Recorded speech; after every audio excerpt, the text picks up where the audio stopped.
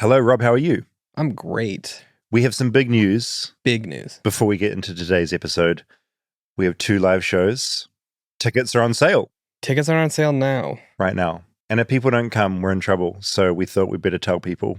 Yeah. We are going to be in Portland on April 13th. At the Revolution Hall. Revolution Hall. Which is apparently a beautiful venue. Yep. I'm very excited. I'm excited. I'm going to go eat at Con. I don't know how to say it. I wouldn't know.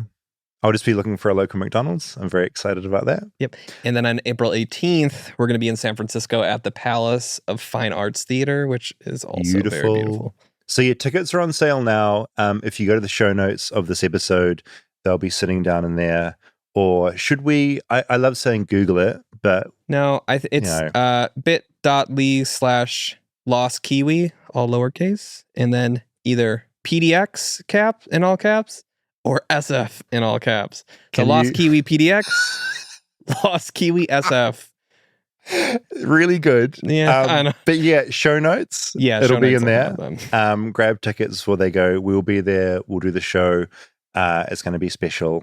And I'm very much looking forward to visiting those 2 cities. Me too. I'm excited to go back. And if you're a taxidermist in either of those cities, please let us know. Yeah, flightlessbirdchat@gmail.com. If you have dead birds, not just dead birds, but beautifully taxidermied dead birds in San Francisco or Portland, we'd love to borrow them for 6 hours. That would be so good. All right, on with the show.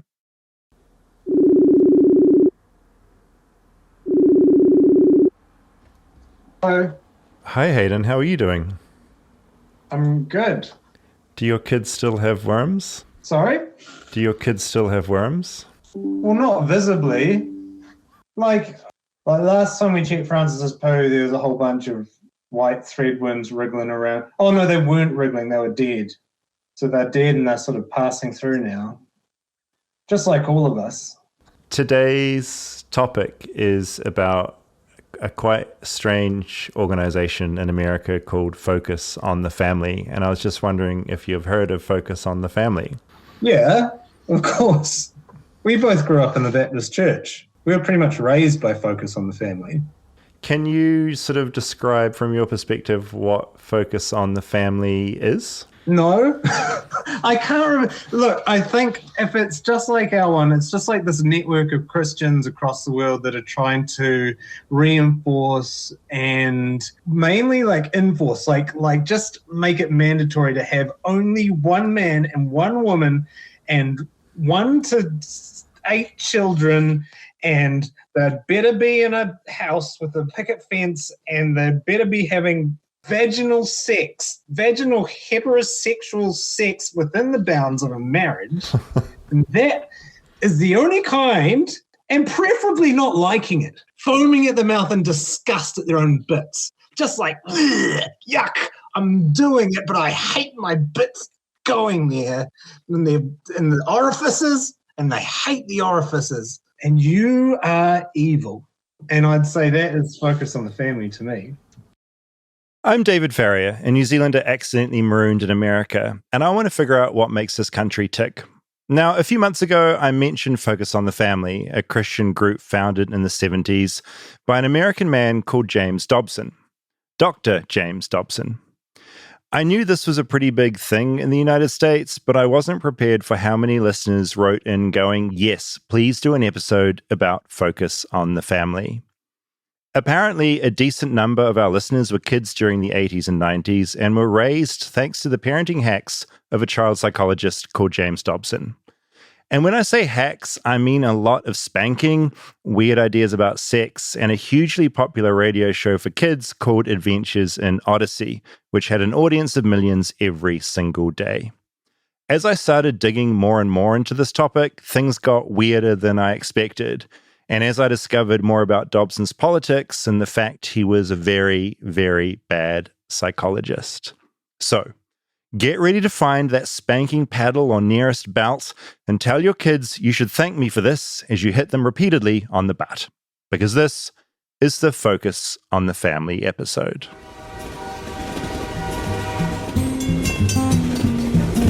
Flightless, flightless. Flightless bird touchdown in America.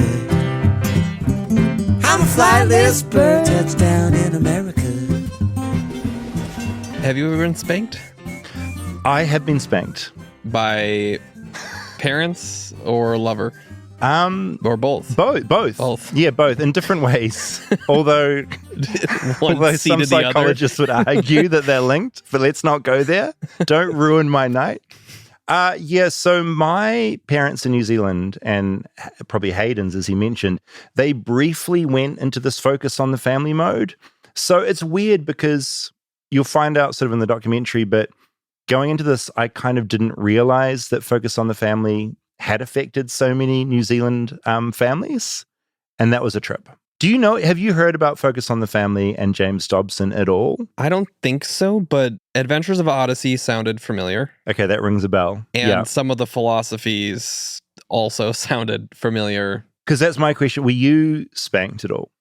Because a lot of kids were in the 80s and 90s. A little bit, but then I think they realized that was not... It wasn't the way to go. Route.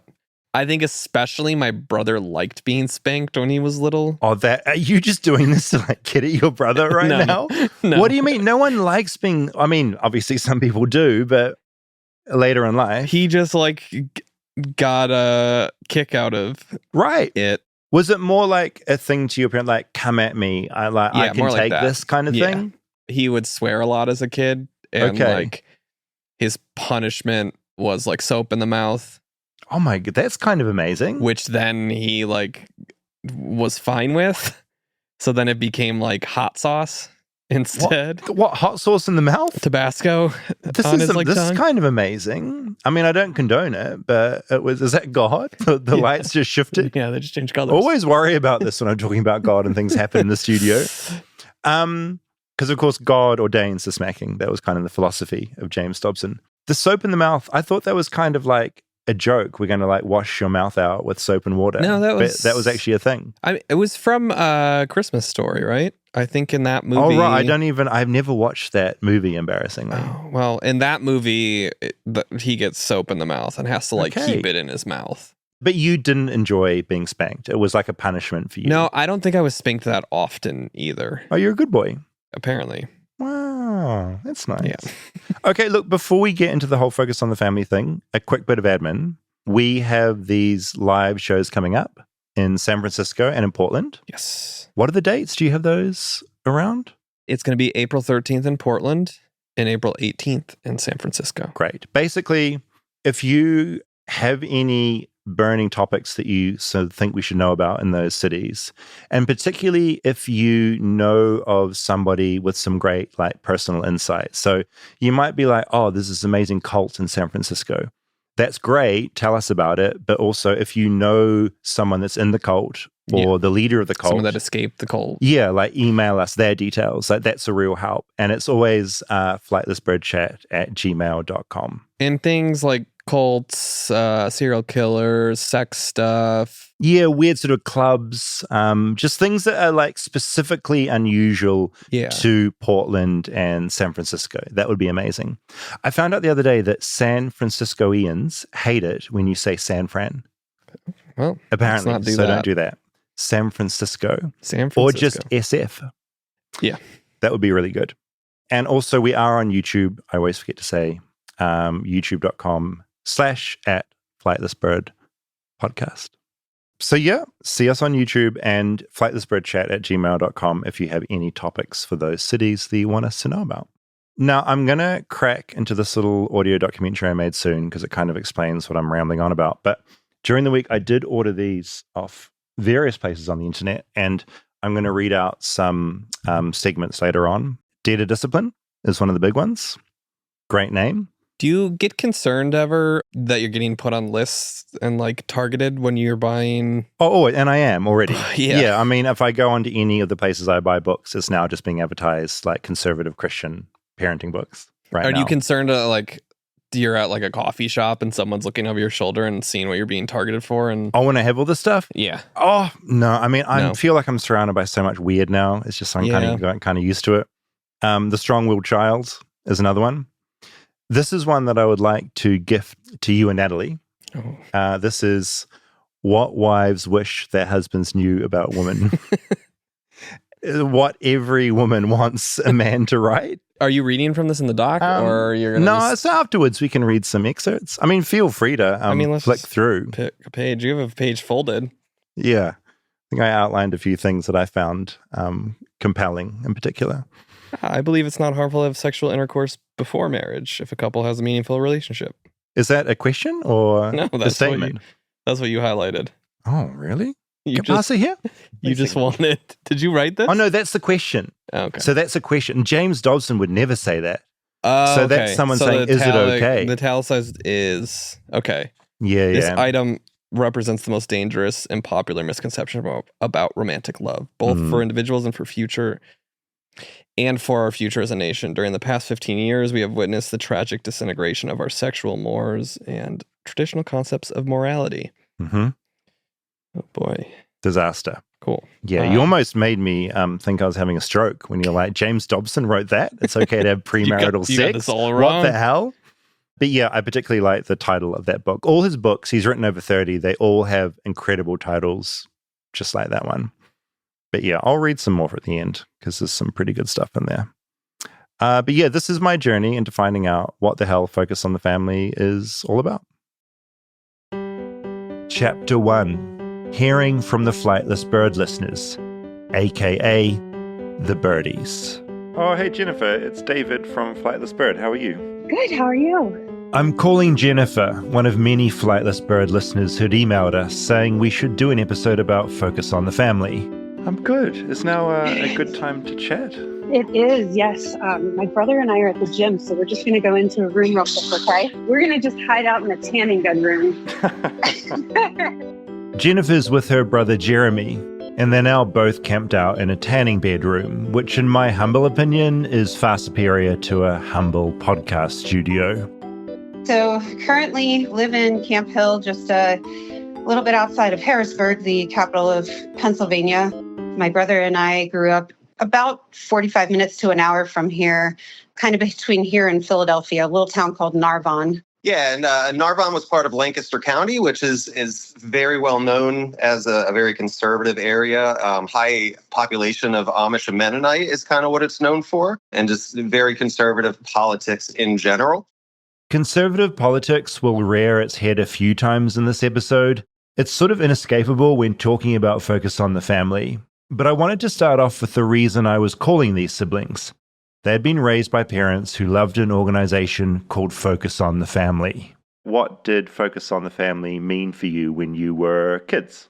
What I remember from it is very authoritarian and patriarchal. It was meant to mold us into discipline and doing what our parents wanted and what they thought was best. The father was the head of the household, always had the last say in any decisions that were made. We were not allowed to do things like go to the movie theater, dancing. We went to Christian school with curriculum that was along the same lines, like the evangelical religion. Just to zoom out here a little, Focus on the Family was founded in 1977 by Dr. James Dobson. It describes itself as a church, which is handy for tax reasons, but it's basically a deeply evangelical Christian organization that said it was there to help build strong families. James Dobson was a child psychologist and positioned himself as an expert in how to raise good Christian kids. For parents in America panicking in how to raise their own children, why wouldn't they turn to a godly child psychologist? So corporal punishment was definitely like a big part of that. I remember being spanked a good bit more than my brother does. I have less memories. It depended on the severity of, I guess, my infraction, like the type of spanking. So it could have just been by a hand, or if I was more naughty, I'd have to wait for my dad to come home and spank me with a wooden spoon with a hole cut out. And then on one occasion, I guess I was so bad that I got spanked with a belt.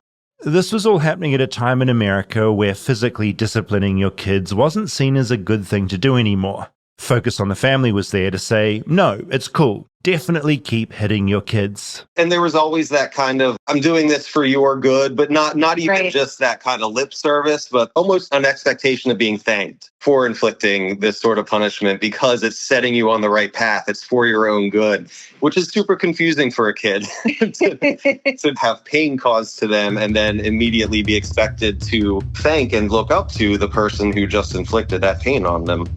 By the mid-90s, Focus on the Family was a multimedia empire. It had radio shows on over 7,000 stations, magazines, videos, Christian camps, and a really, really big mailing list. Dobson leveraged the newsletter like no one else, and their annual budget reached around $100 million a year. He's written over 30 parenting books with titles that haven't aged particularly well. His most famous one came out in 1970 and was called Dare to Discipline. He wrote another one about raising kids called The Strong-Willed Child. He also wrote a handy book for men called What Wives Wish Their Husbands Knew About Women. Jumping off of that a little bit, media was always very scary to our family. So we were really only ever exposed to media that had been somehow vetted either directly through our parents or by an organization like Focus on the Family. So a lot of my growing up, I have strong memories of things like the McGee and Me cartoons, Adventures in Odyssey radio shows, these things that Focus on the Family put out that were geared towards young children and trying to instill specific values in young children, specifically obedience towards parental authorities and spiritual authorities and police as well. I think police was a part of that too. Respect for those sorts of authorities as well.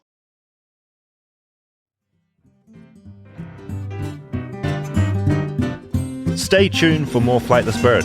We'll be right back after a word from our sponsors.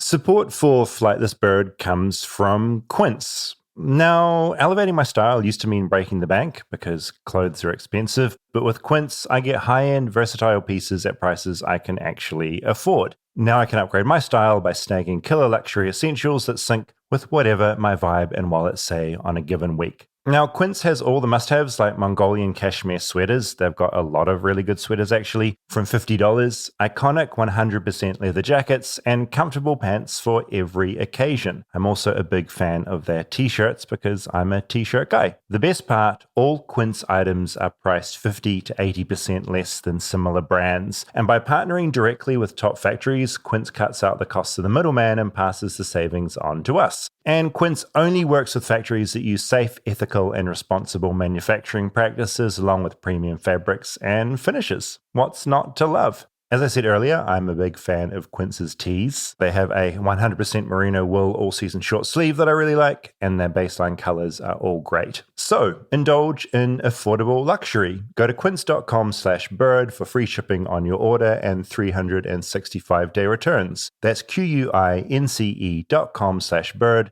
to get free shipping and 365-day returns. Quince.com/bird. Flightless Bird is brought to you by Symbiotica. Now, living healthy looks different to everyone. For me at the moment, it's trying to get 8 hours sleep a night. Easier said than done. It's doing exercise, makes me very sweaty, and just generally trying not to get too stressed out by things. And yeah, Symbiotica also keeps me living healthily. Over the last week, I've been using a bunch of Symbiotica's stuff like their magnesium L-threonate, which helps support focus and mood. Friends had been telling me about the importance of magnesium for ages, but I was ignoring them, and now here I am trying it finally, and yeah, it's a good thing. It comes in a little packet with liquid inside that tastes very yummy when you suck it back, and God, vanilla cream flavor is the one for me.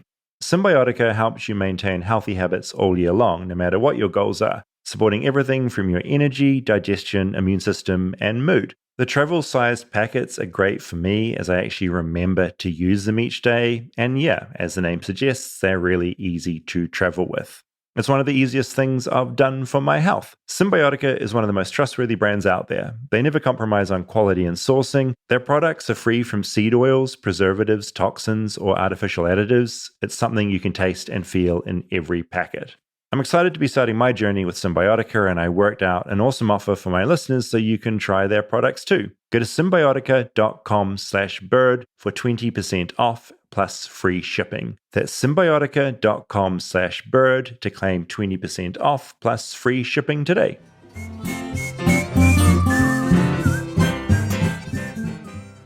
To make sure Christian families didn't need to watch secular entertainment, they made their own, and Adventures in Odyssey was the big one. They made about 1,000 episodes, which mainly went out over the radio, but also came animated on video cassettes. Doug, I won't have any of that going on here at Wits End. I want you to leave. Now. Adventures in Odyssey told the story of a schoolteacher called Mr. Whitaker who ruled over the town of Odyssey. He was also an inventor and had this machine called the Imagination Station in his basement. That way he could transport kids into various learning situations, be they other planets or directly into places like hell, or maybe into some kind of lesson about puberty. The other thing that was really huge from a woman's perspective growing up in this is sexuality was so shamed for women and girls. Things like movies and television, violence was okay to watch. My dad would watch things with fighting and violence, but anything that had to do with talking about sex or even close to resembling, nudity or anything was forbidden. And so I grew up with a lot of that sort of shame and guilt around sexuality as well. A lot of the messaging and focus on the family was around sex and sexuality. Mainly, not to have sex until you're married to someone of the opposite sex, and definitely don't be gay. Gay is very, very bad. I think it was probably in my teens, which would have been like mid-90s when movements like True Love Waits started, and it became a much more popular, hip thing. They would come and do rallies at local churches and ask people to sign pledges and wear purity rings and things like that. And growing up, they called me a compliant child, and they called my sister a strong-willed child. So as a compliant child, shame was enough motivation for me, usually, to keep my actions in check. I desperately wanted to please God, my parents, my pastors, and everything like that. And if that meant signing a pledge to not have sex until I'm married, sure, no problem. I was one of those guys that had so much shame around sex that, as a mid-teenage guy, I would masturbate and then pray afterwards for my salvation. It was that ingrained. Jennifer and Jeremy weren't the only Flightless Bird listeners I talked to for this episode. I talked to a whole bunch who'd been raised and focus on the family values. And one thing I noticed is how their stories all started to just blend into each other. It's almost like they'd been raised by the same set of parents, which I guess shouldn't come as a surprise when their parents are all reading the same books. This is Zach, who's still a Christian, but doesn't adhere to the very specific breed of Christianity and ideas he grew up with. So I am in Council Bluffs, Iowa. I'm a firefighter paramedic here on the City of Council Bluffs Fire Department. I live across the river on the west side, and that is the much bigger metropolitan area of Omaha, Nebraska. So I live in Omaha and work in Council Bluffs across the river.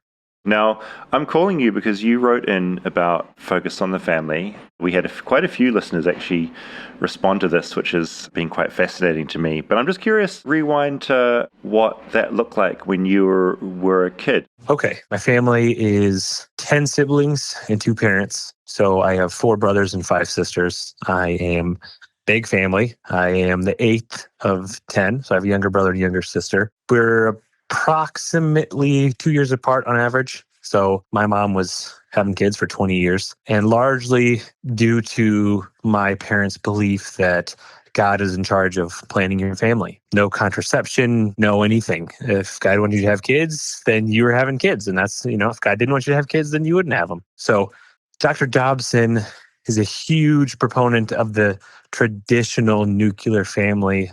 Their organization was always heavily involved in politics and fighting against gay rights, anything that wasn't the standard family model or what would be considered back then the standard traditional family model, they were against. To me, Zach's experiences mirrored those of Jennifer and Jeremy. Discipline was a huge thing. Corporal punishment, obviously, kind of had to spank and beat the sin out of the child. I mean, I got spanked, but not anything crazy. Did I deserve it? Probably. but they get in trouble a lot because of their corporal punishment policy back then. And it was just a little too intense, trying to instill religion through beating and outlining their religion by what you couldn't do as opposed to what you could and should be doing. His house also had a media ban. If it wasn't media produced by Focus on the Family, it was mostly a no-go zone. American pop culture was not big in Zach's childhood.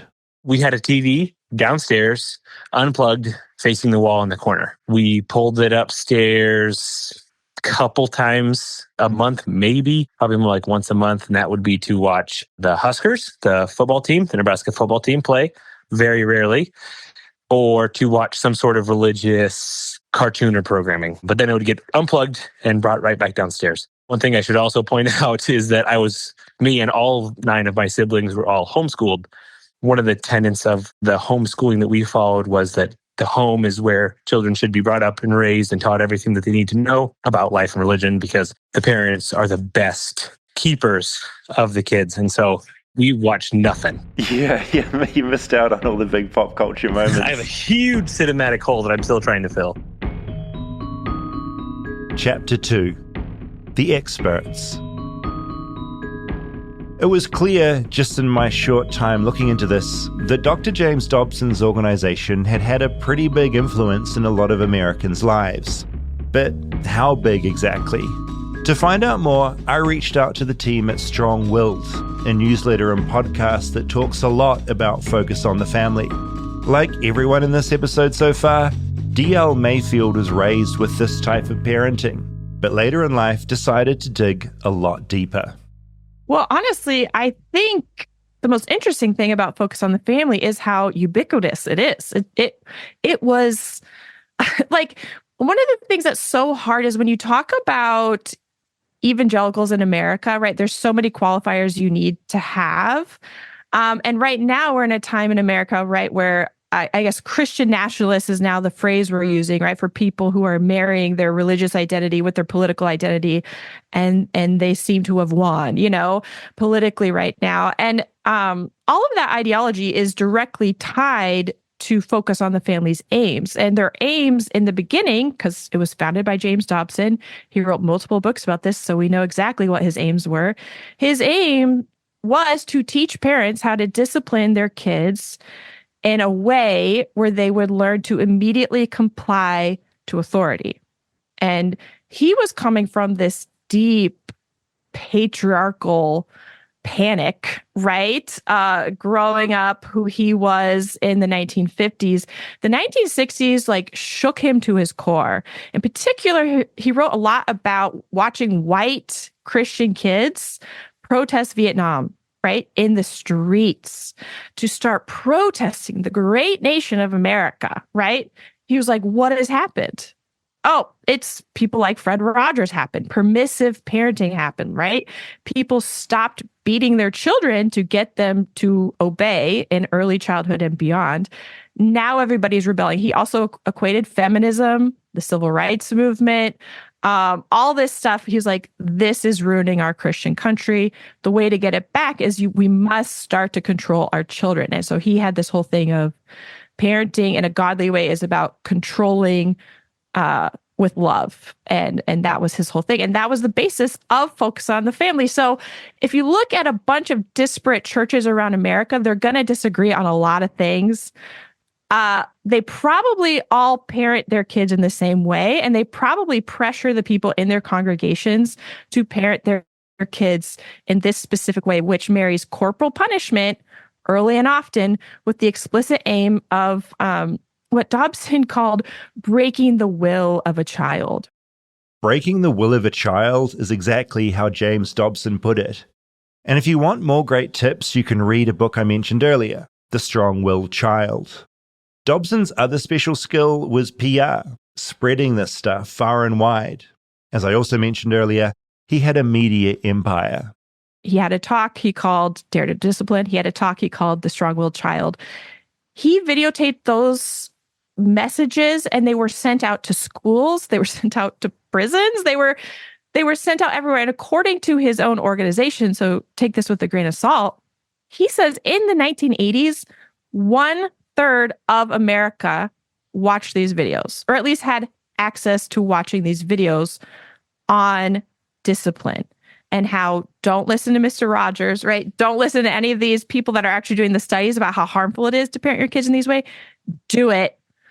And it really worked. His book sold so well, they kind of helped start Christian publishing, if I'm being perfectly honest. And Christian publishing became this way to spread information to a network of churches that, again, while they might not agree on everything theologically, they'll all buy the same books and they'll all parent their kids the same way because this is the only God-ordained way to parent a kid.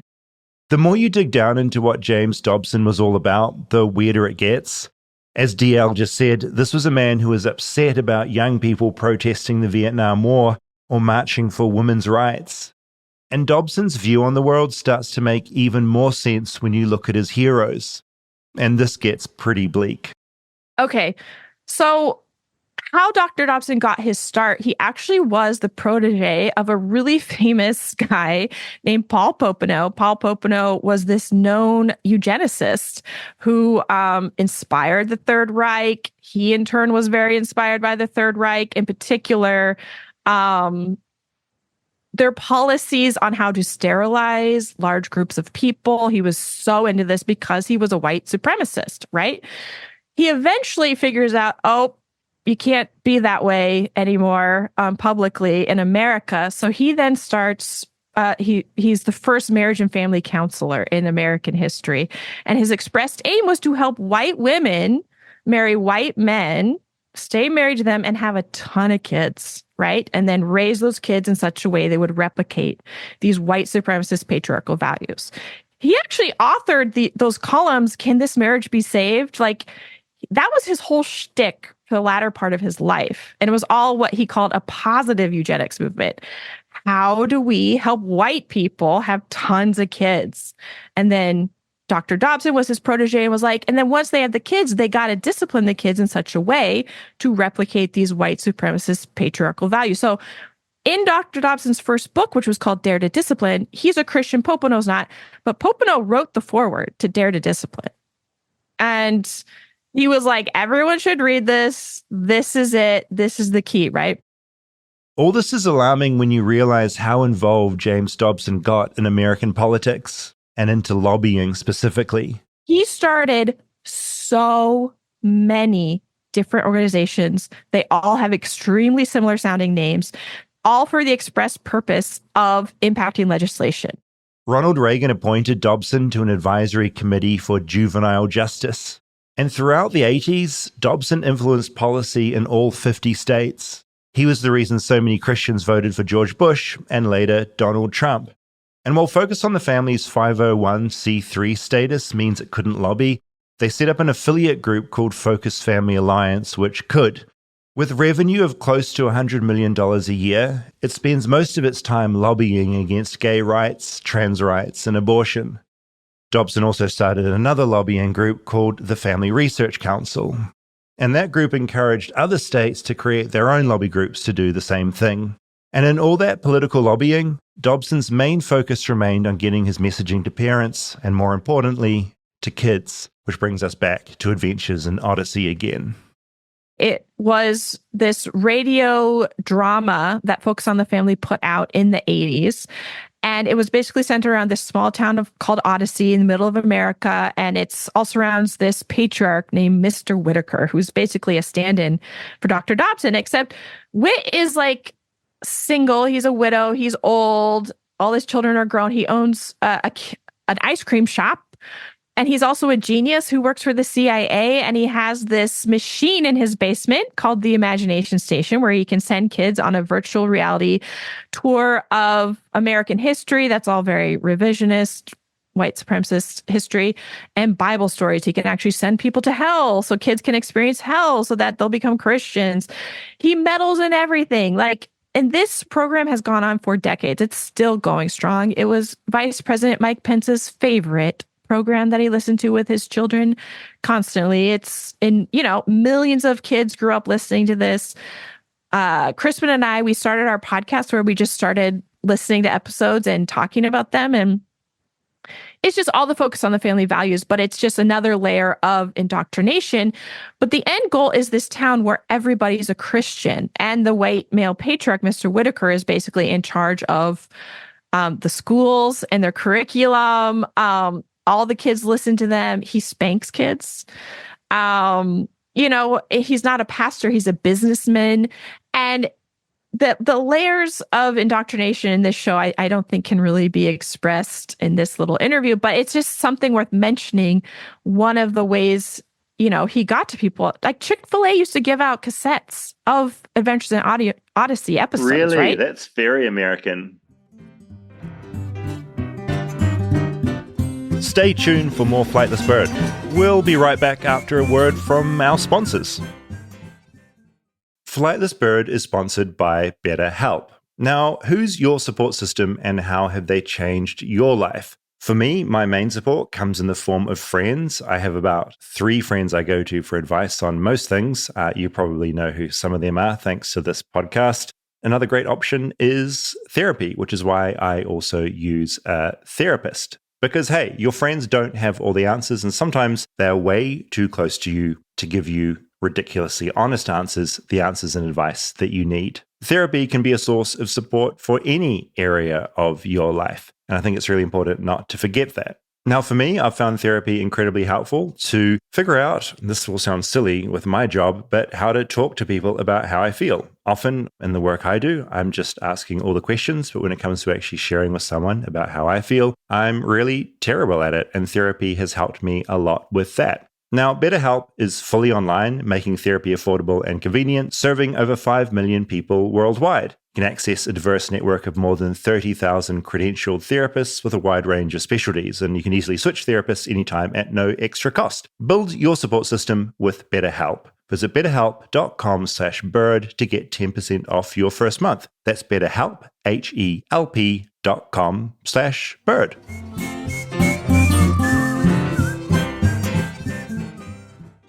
That's very American is true. But there's another aspect to all this that I can't entirely ignore right now. Chapter 3. Focus on the Family touches down in New Zealand.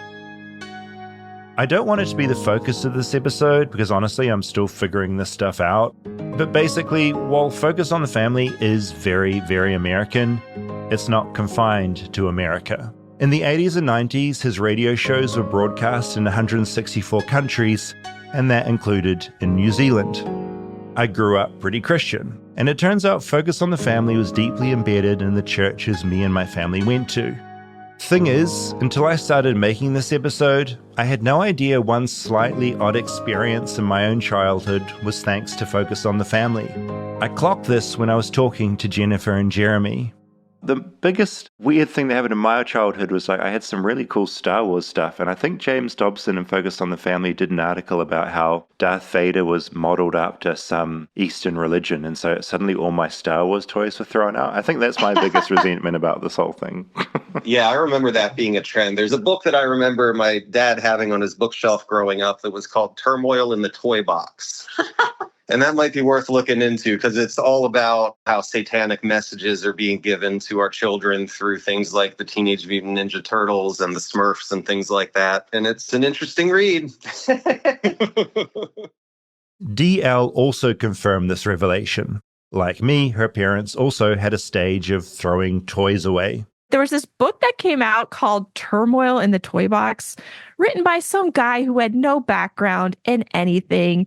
And he just basically went through like why every popular toy was like not okay for Christians. And my mom read it and took all my older sister's Barbies and just donated them without even telling my sister. And she was so devastated. But it's like, yeah, Barbies are immoral. Like, we can't have Barbies anymore. And I tried to look up this guy, like he's a nobody.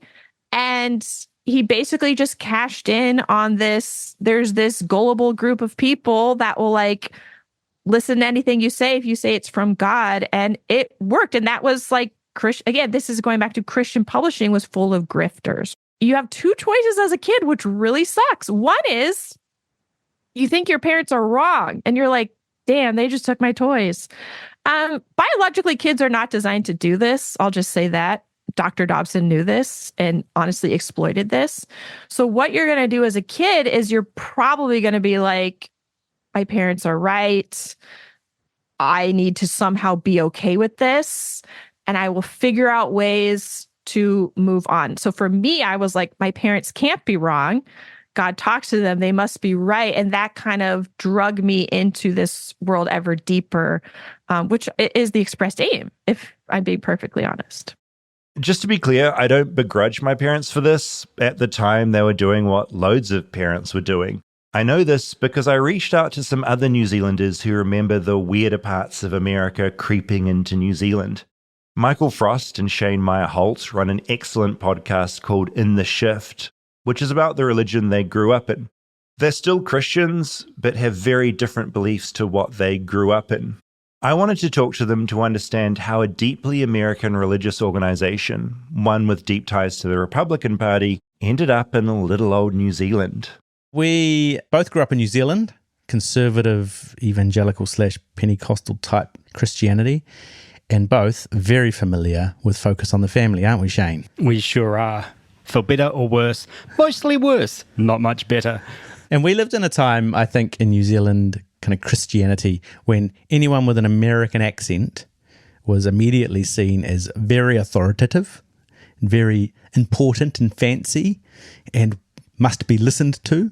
So like bringing in an American speaker was always like the pinnacle of what you wanted to happen in your church. And Focus on the Family was beaming into our homes via the radio. Good times for all. Not to forget books and pamphlets and a bunch of cassette tapes were very big, passing around the cassette tapes.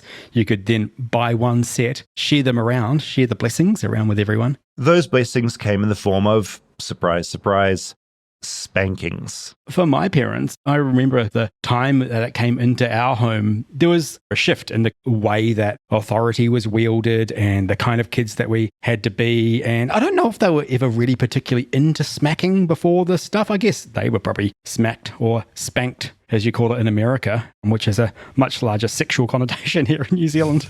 But my parents definitely were enthusiastic smackers after that. And I don't think they ever really enjoyed it, but I think there was definitely a sense in which this is what you had to do, spare the rod, spoil the child. If you were going to have kids that didn't go off the rails and become strong-willed children. This brings us to Winnie the Whale.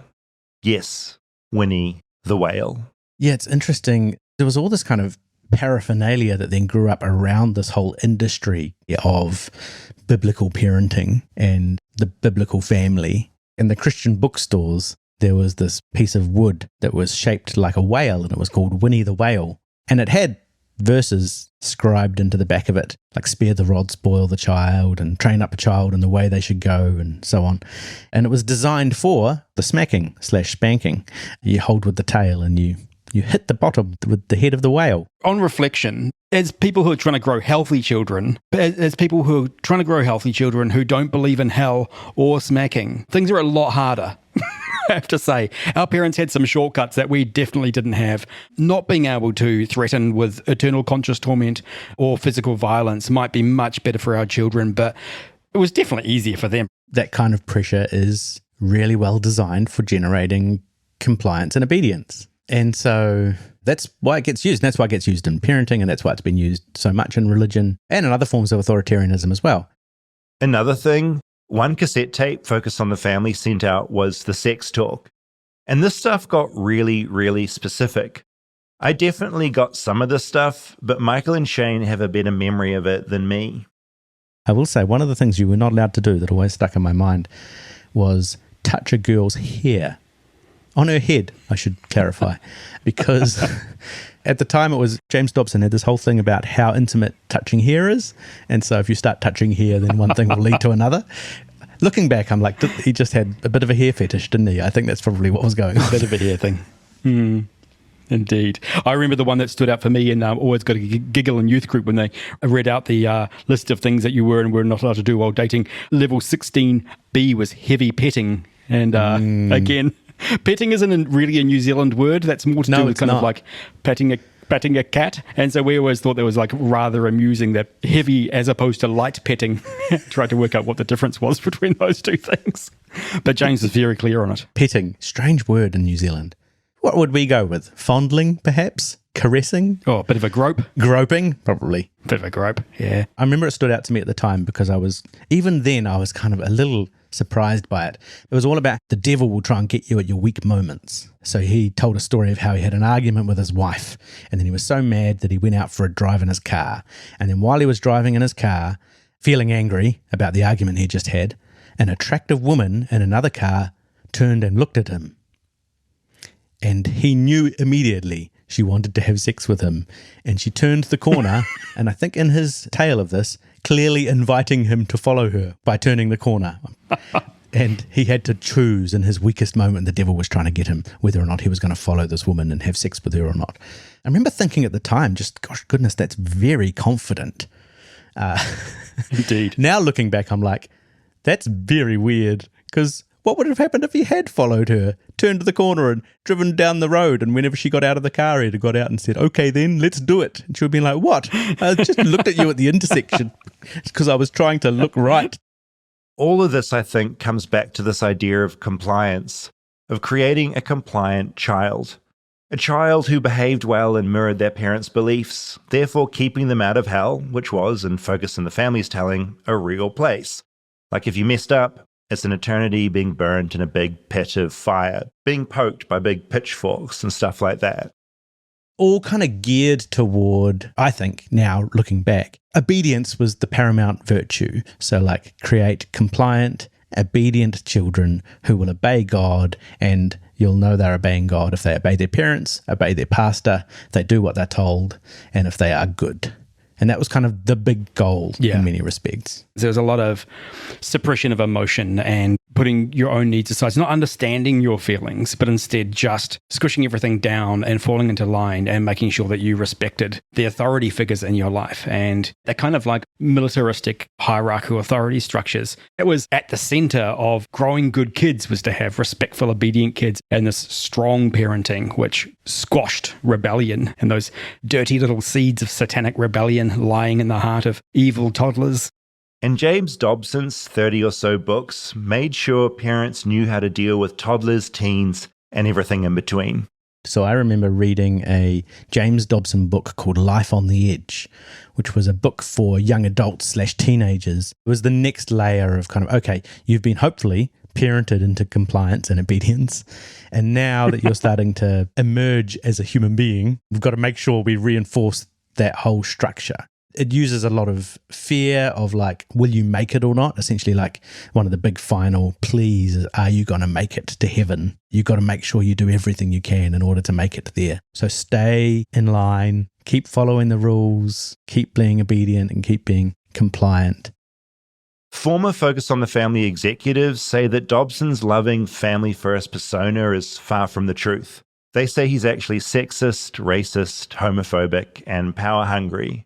All things that probably don't come as a surprise if you've been listening to the last 20 minutes of this podcast. And I'm going to go out on a limb here and say breaking the will of a child, that's pretty shitty parenting advice.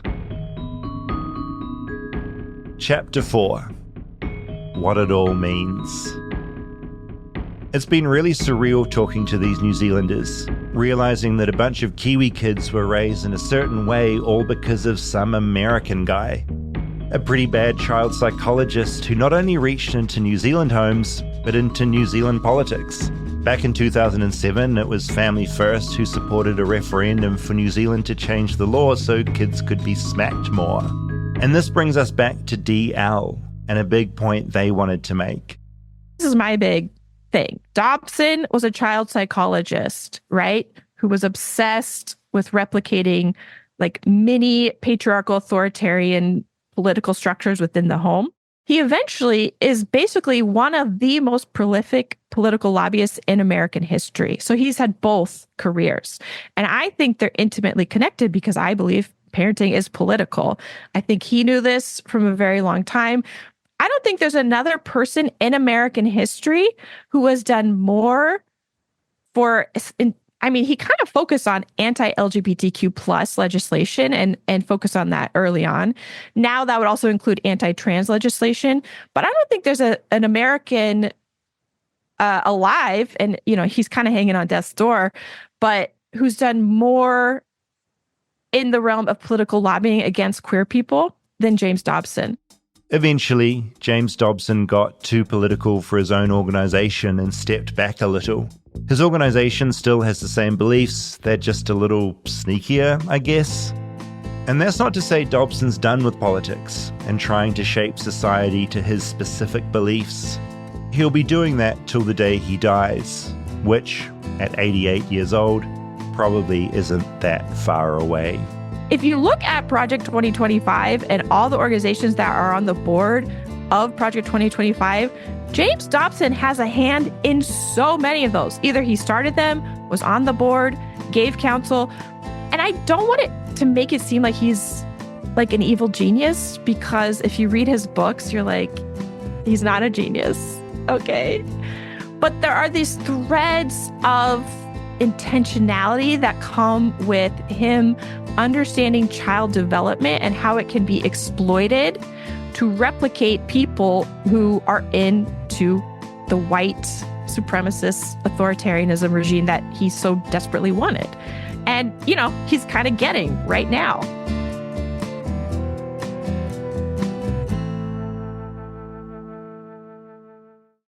So yeah, James Dobson, what a guy. What a guy. I mean, I'm honestly still kind of taking all this in, but I think the main thing is the scale of James Dobson's influence was so big. And I feel like there's so many documentaries and articles and TV shows about these like wacky cults and extremism, but James Dobson has been this quiet kind of force. He's like the godfather of all we're dealing with now. Kind of. Like the parallels of this and hearing about this with what's happening now is very bleak. Like just how they vetted all the media and like pinned it as this infactual.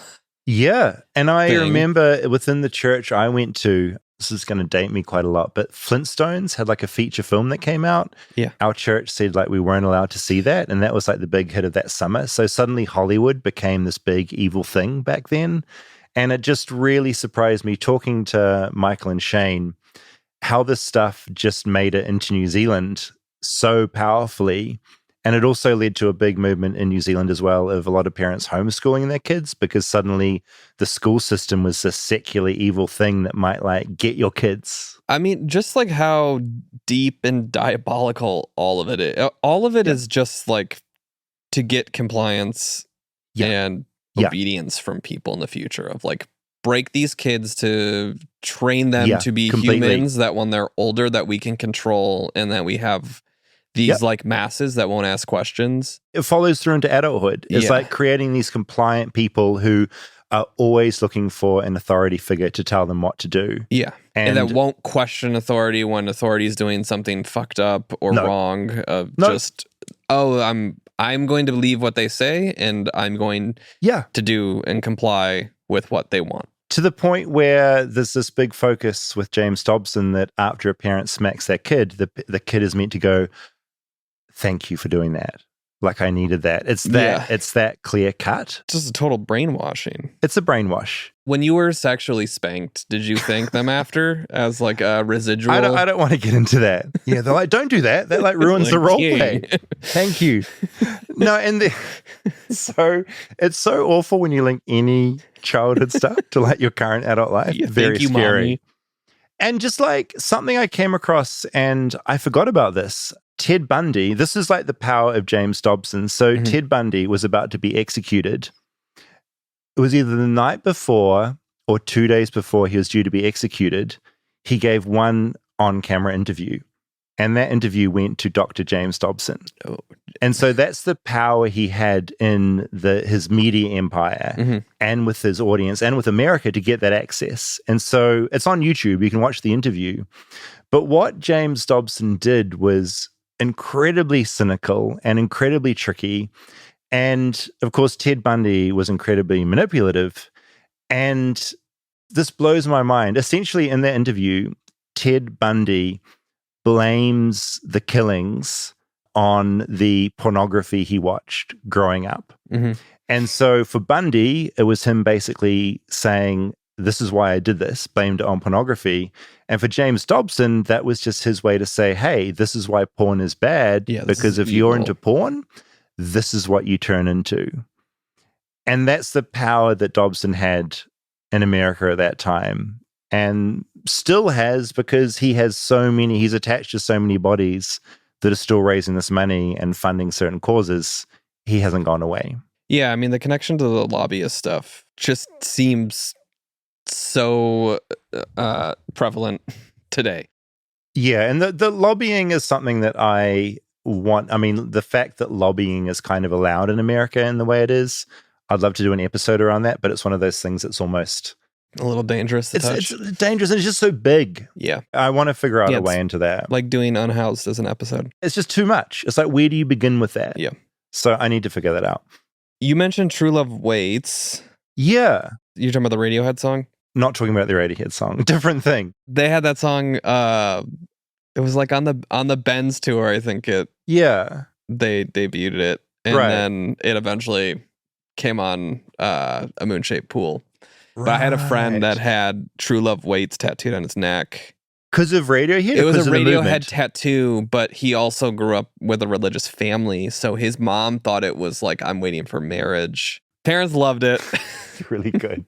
No, True Love Waits, it didn't make it into our church, but it was definitely a thing in New Zealand. And yeah, the idea of basically, I think you got rings that you could wear. It was the purity rings? There's like a purity ring. That was part of the it. Jonas Brothers were like... That would not surprise me at all. Yeah. Like, it still happens. It's still a thing. I think it's just less talked about now. But this idea that you basically pledge your virginity to marriage. Were you ever planning that? I was. Yeah, no, my whole childhood, it was very clear that I could not have any kind of sex or like any kind of intimacy until I was married to a woman. It had to be that. That was so clear. And in my Christian school, there was no sex ed. No, I lie. There was one class we had, and it was basically a slideshow of venereal diseases. It was basically like, if you do this, your dick will fall off or your vagina will get like very sore. That was the messaging. We had a pretty similar like STD focused sex ed in elementary school. And, good to know about STIs. That's great, but not to be used as a like scare tactic. Yeah. Did you guys have VeggieTales? That was the church programming I remember. Like I looked up Adventures in Odyssey and it looked a little familiar. Yeah, but I feel like we did have that. That rings a bell. VeggieTales was the one. It's like a massive. I think they're still making. So what? They're vegetables that teach you about God, how to live your life. Yeah, like carrots and stuff. Yeah, I think once you've been taught by a carrot or a tomato, it's like it's time to. I mean, VeggieTales is probably its own own thing. I mean, I'm actually going to jot that down because that's very funny. The other thing that a number of people that I talked to for this episode talked about was how, and I definitely listen, I mean, this kind of is adjacent to Creed, but there were these Christian bands that were really big in the 90s, like DC Talk, Jars of Clay. Jars of Clay? Jars of Clay. Jars or Jaws? Jars. Like Jars. I have a friend, he's got a band, Jaws of Love, so I would amazing. I was hoping it was a play off of No, Jars of Clay. Jars of Clay. And Newsboys, those are the big ones. And I think Audio Adrenaline was another one. And basically, in my world, they were like the rebellious band, because they were like rock bands. That was like the naughty stuff to listen to. Although, of course, all it was the same messaging. Yeah. Like the same, but in our minds at the time, that was like exciting rebellion. So other kids were getting into like Cannibal Corpse or Metallica or something, or Nirvana, or whatever the equivalent is today. We were like, oh, this is edgy, but really it's all the same shit. Were these like concocted from the church? Was it that intentional, or were they just Christian kids that wanted to play rock music? No, it was all encouraged within the church. Okay. It was definitely all like, these are the bands you should like, this is the thing. Like, it was all part of that conversation. But in my mind, it was still like a naughty thing or like an edgy thing to listen to. I just mean more, was it like Disney or like a record label coming and putting this boy band together? Oh, right. Good question. I don't think so. I think they were literally people that had grown up in their own churches and had come together to make music. And because they are Christians, of course, they're going to make Christian music. Yeah. And there they are. Yeah. Like so many of the bands in New Zealand, the secular bands, came out of churches because that's where they had access to instruments and music. Music is so much a part of a church. My mom still plays the flute at the church. Oh, that's really cute. And I feel I should give a massive disclaimer in the middle of this. I don't just want to be like a big like Christianity bashing mission. Yeah. This is a sect of This is a really unusual, damaging part of it that exists, but not all Christians. I texted my dad during this doc to ask if he knew about Dobson. And had he heard of them? No. He somehow missed it. But the church that they took us to was always like a pretty progressive church. So I feel like they would have shied away from. Yeah, they would have started getting the books and being like, "This isn't for us." It was maybe like generationally what his parents would have been more about.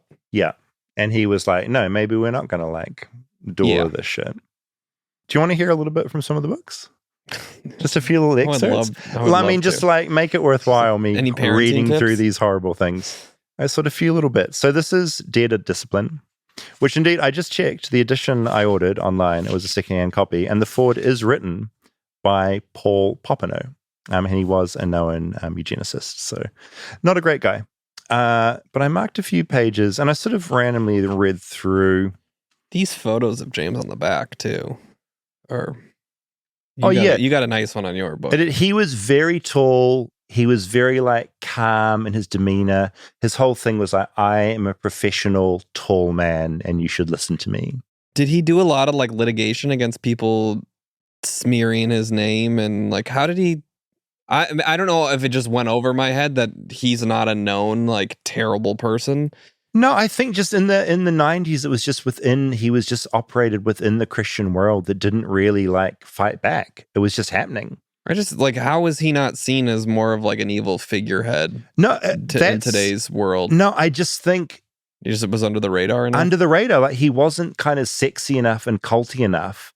And like we talk about Scientology, right? Like everyone knows Scientology is kind of crazy. Mm-hmm. This was just a level down where it's not sexy enough for people to talk about it. But it was he was clearly powerful enough. So powerful. And like more than 2 million copies sold of this book. Like, but who wouldn't want a book written by a man about how men should treat their wives, you know? Yeah. What else could you want? This is from a Q&A section in Dare to Discipline. This is a question from someone who wrote in. How long do you think a child should be allowed to cry after being punished or spanked? Is there a limit? Totally normal conversation.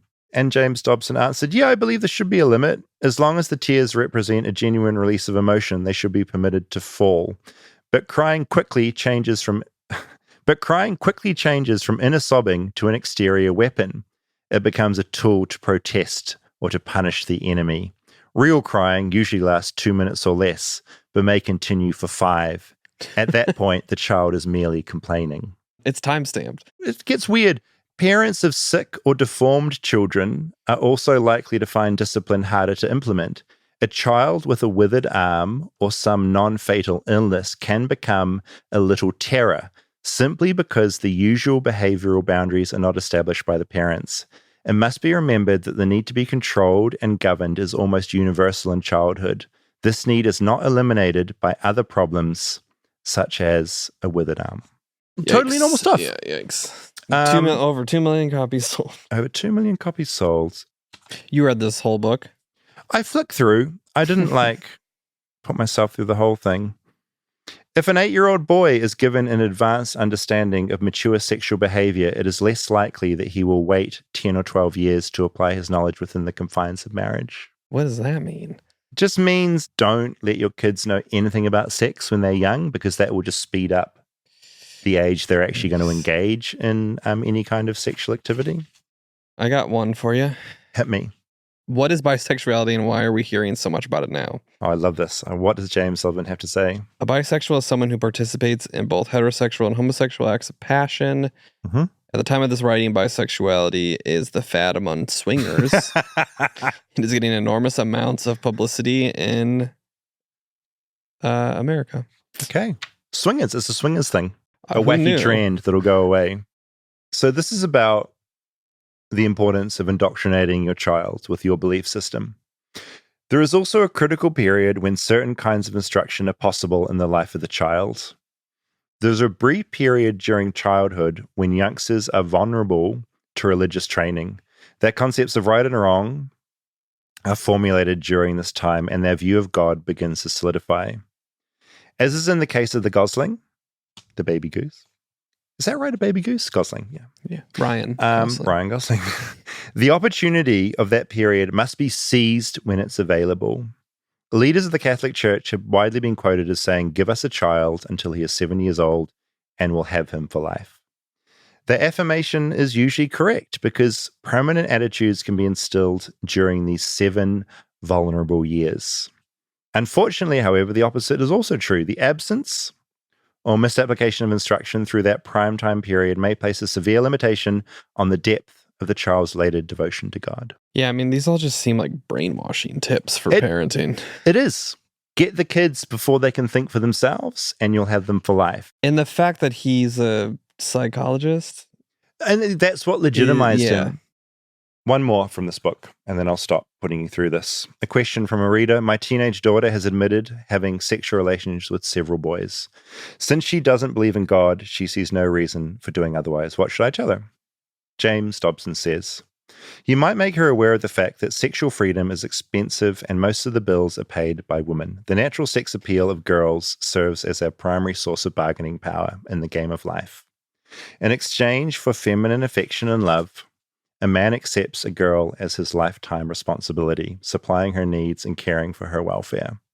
This sexual aspect of the marital agreement can hardly be denied. Therefore, a girl who indiscriminately gives away her basis for exchange has little left with which to bargain. Your daughter might be reminded of the other expenses that are sometimes imposed by sexual irresponsibility, including those associated with venereal disease, unwanted pregnancies, and fatherless children. What a great attitude he has to women, whose apparently their only main bargaining power is their own sexual appeal to men. Yeah. Nothing wrong with that point of view at all. I'm going to read one thing from The Strong-Willed Child. Look, should we show us a picture on the back again? Here he is. Look at him. Beautiful man. Who wouldn't listen to him? There's a whole chapter about how children are born bad. That's a great thing to instill in a child, that fact. And parents. How does one connect behavior with consequences? By being willing to let the child experience a reasonable amount of pain when he behaves irresponsibly. And just goes on to like when you should smack your kids. It's all the same. It actually gets kind of boring once you start reading it. It's all the same messaging. Is format all like question answer? It was just like the most succinct places to read because he rambles on and on and on. But his attitudes spread around America and into the home and into New Zealand, which I just found surprising. And I'm super curious how many people listening to this will go, oh, that kind of explains maybe the way I was raised and when my parents went through this phase of suddenly smacking us. Maybe this was the reason why. Well, and then you go to like the Mike Pence's.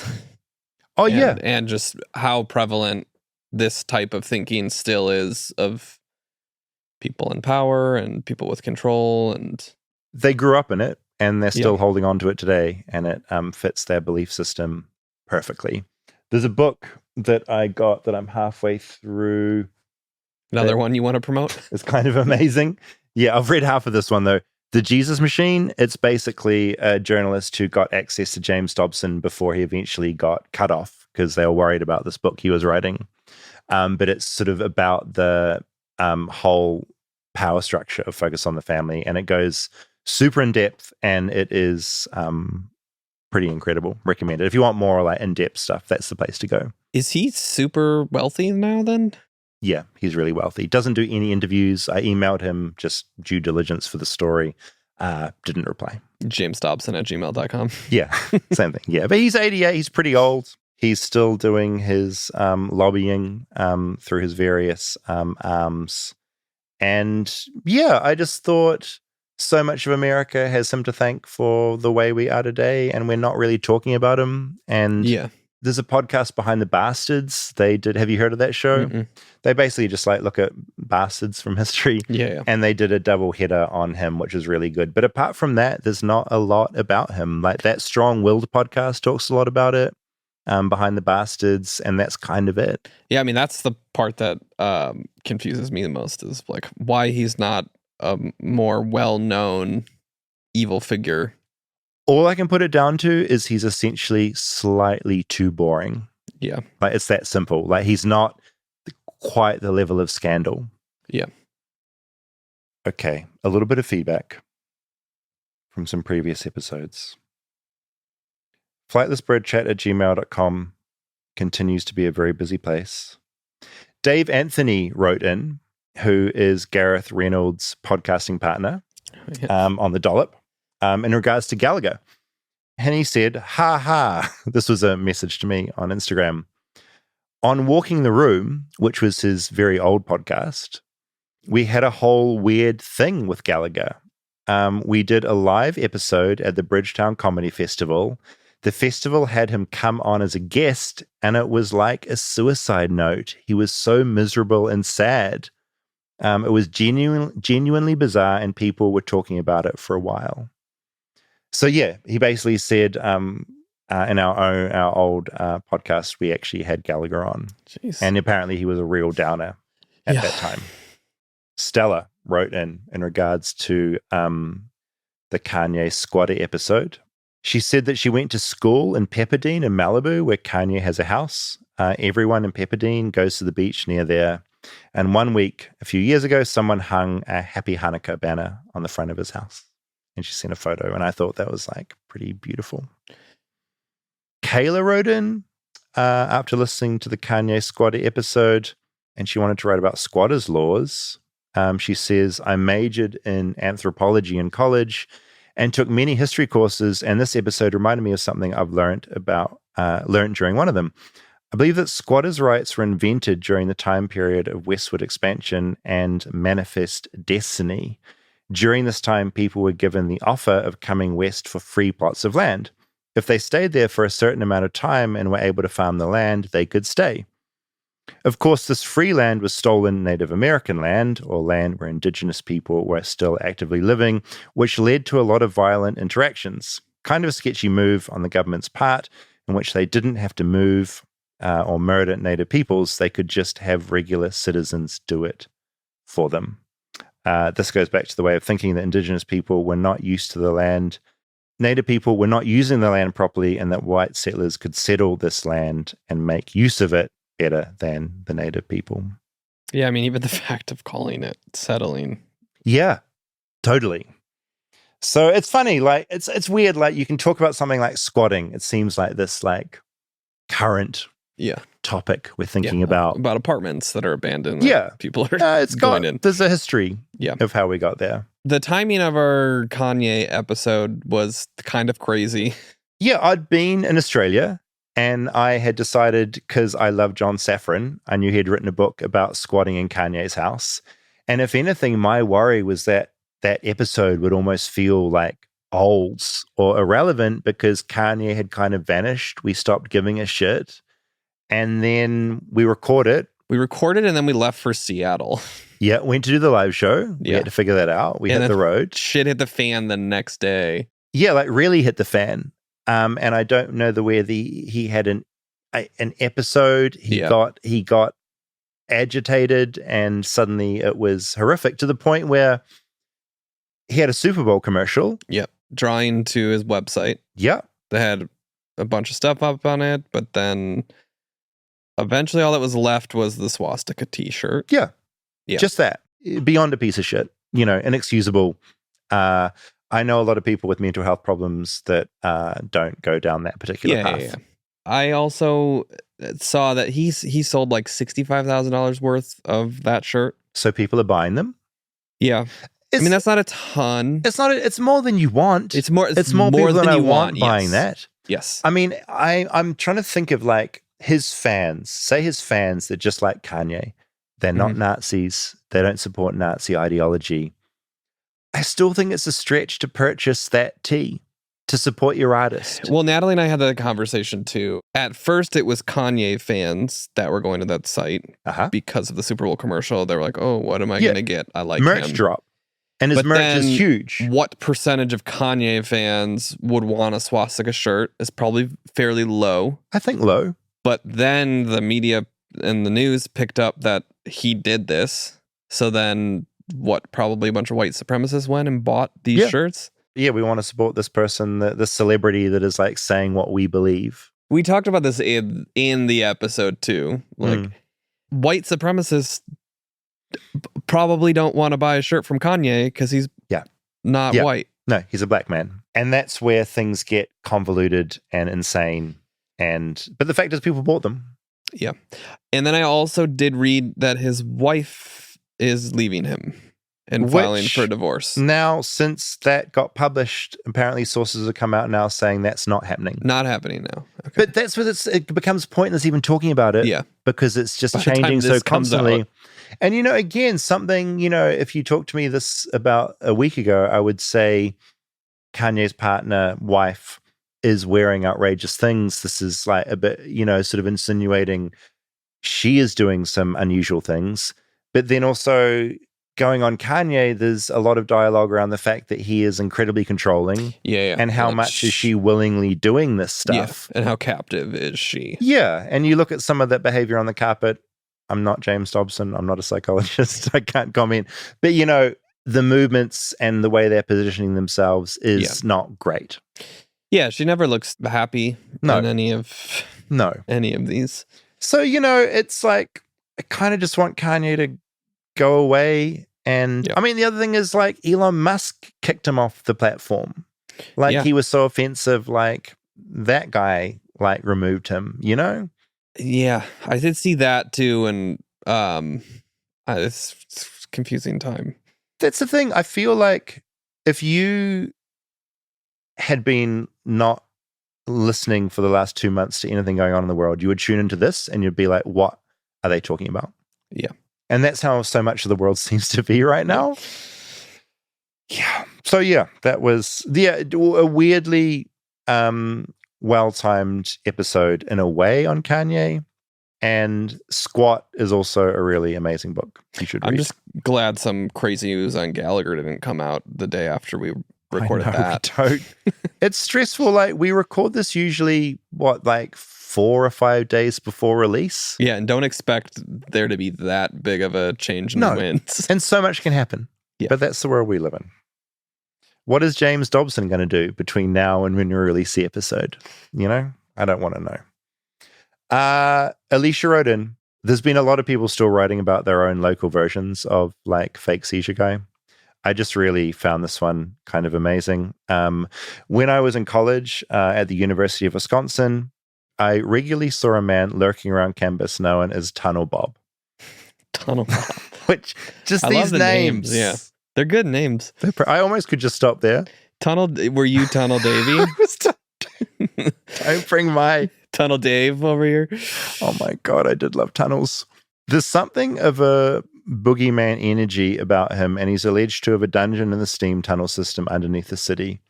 He's been interviewed many times over the years and claims to have been exploring the tunnels since the 70s. Here is a photo at the entrance to a steam tunnel that he's sitting on.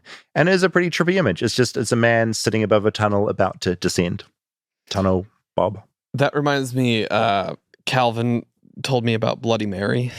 Oh, who's Bloody Mary? Oh, you don't know about Bloody Mary? No. It's like an urban legend where you go say Bloody Mary 3 times, look in the mirror and like turn the lights off, and she appears. And he told me that scientists have... It's like Candyman. Yeah.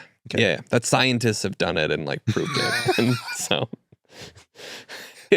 he was just so matter of fact about scientists have done this. Yeah. And Bloody Mary, it's real. And seen her. Oh, he's so earnest. Have we checked? Scientists haven't done this. I did it as a kid. It's really good. Has he tried it, or is he way too scared? No, he's way too afraid. Of course he is. Sensible. Especially if scientists have proven it, definitely don't do it.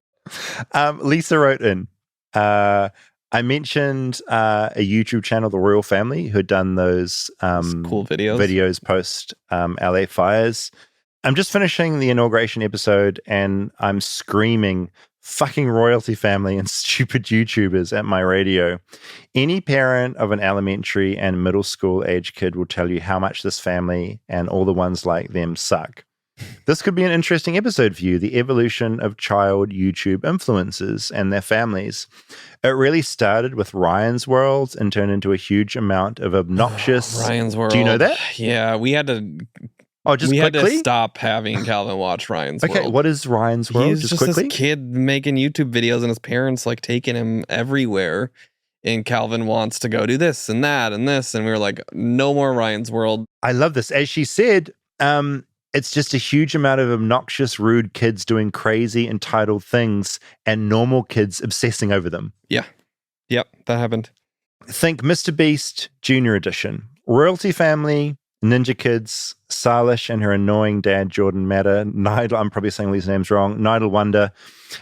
It's also bad. It's just kids demanding they do some activity or get something insane, and their parents say they will if they do these challenges, like walking up to strangers and getting them to like and subscribe.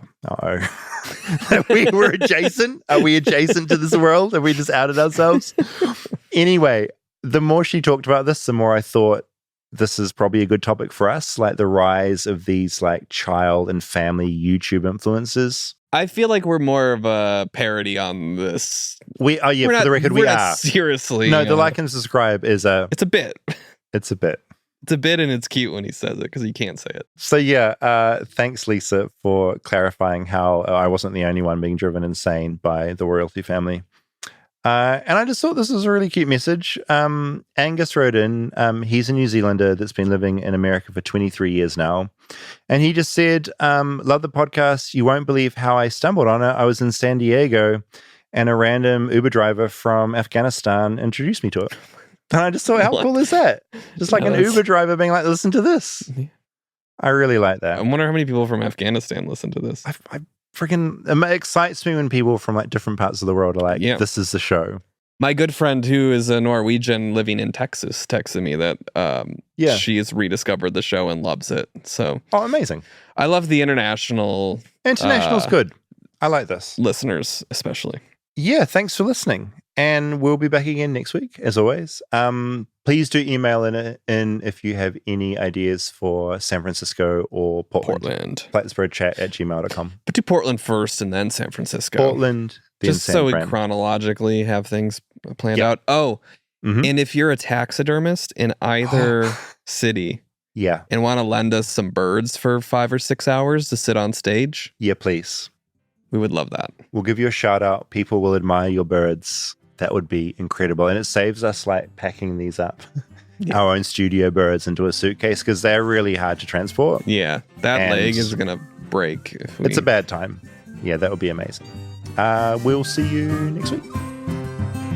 I just feel like just screwed up so many children, like including myself. Like everyone thought, I guess, that it was good. You just had to hit a child and eventually they'd become obedient. And really it just gave me a massive series of psychological complexes. And James Dobson, he fucked it. He fucked me up.